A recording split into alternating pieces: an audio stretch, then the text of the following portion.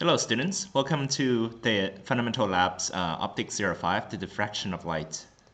So when you talk about diffraction of light, it happens whenever a wavefront hits an obstacle, and this little obstacle may have like a small opening, and that small opening becomes a secondary source.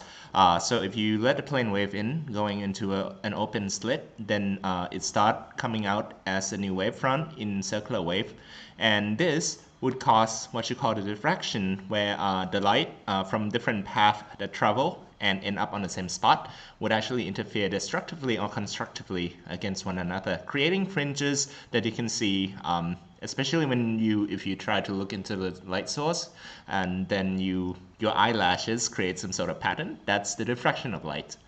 So from here, you can actually write down a theory that links the angle at which the light comes in and interfere destructively when you have a single opening slot.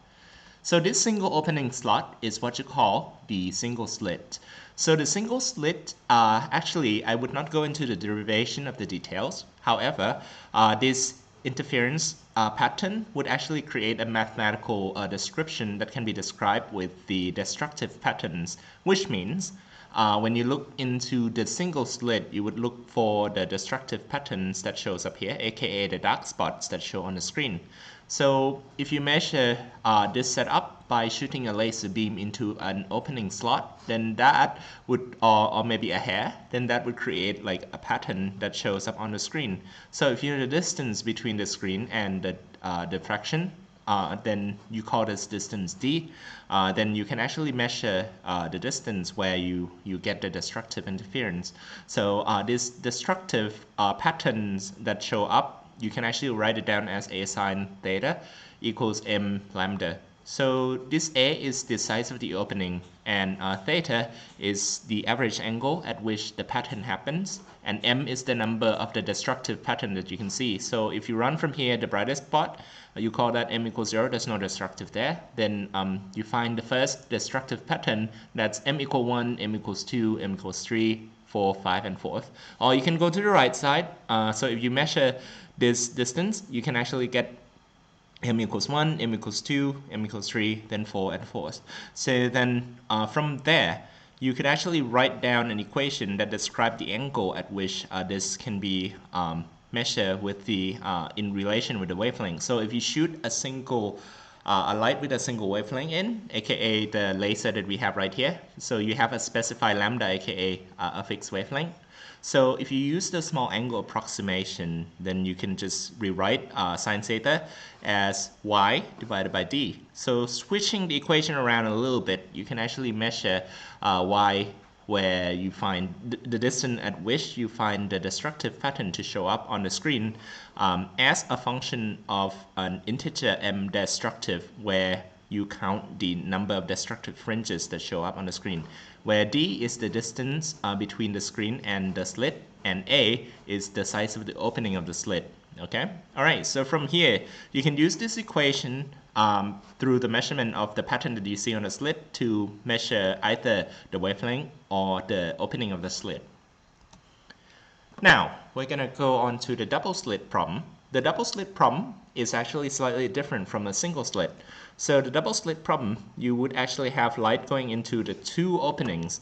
So these two openings, if they're small enough, then it would become its own like circular light source. So when you go in with the crest of the wave that goes in, so this is a plane wave going in, then the plane wave would actually become its own like new circular wave source in the two opening of the slit. Then this circular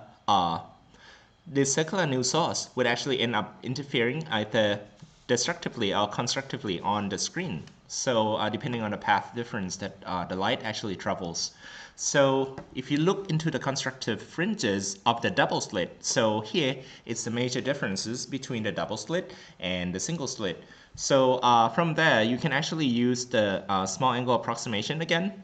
So this time, instead of finding the measurement of the light coming in at different angle, this time you go in the same angle, but you have two different light sources that at which you would actually have the different path different of their travel light. So then the phase of the light that would go in and create the patterns would be slightly different. And again, I would not go into the details of the theory of deriving this equation, but you end up using the exact same equation at a single slit. So you can use d sine theta equals m lambda, where this time it's denoted as con, in contrast to previously you used the destructive. So d is the distance between the two slits. So again, when you do the lab, be sure to take note on which parameter you are using. So this is going to be the opening of the distance between the two slits, and then the two light would actually come in and interfere with one another, creating the constructive pattern. So m equals 0 is the first pattern that lays the brightest part here, and then you would have the next one is m equals 1, 2, 3, 4, 5 on the left, then on the right, same thing. So these patterns that is defined by the number of fringes that shows up is going to be what you use to determine the again the distance between the two opening, aka the size of the double slit, or you can use it to find the wavelength that goes into it. Again, this is very important. The light that goes in has to be one singular wavelength. So your job is just to find the distance at which you find the constructive interference fringes, measure them in centimeter, and then you can actually determine the rest by just counting what fringes that shows up and have an accurate reading of the distance between the slit itself with the screen. Lastly, we're going to be using the nets. So the nets is basically a multiple slits in 2D. So figure out, so when you shine light into the net is literally just like a two-dimensional multiple slit. So the diffraction it's going to happen in 2D. So you can use the same idea. So you can use the previous equation with a constructive interference, and then you measure the bright spot along the y-axis and the x-axis. So from there, you can actually find the size of the net along the x-axis and the y-axis respectively. Okay. All right. I hope you learned something from this introductory video, and good luck and enjoy the lab. Thank you.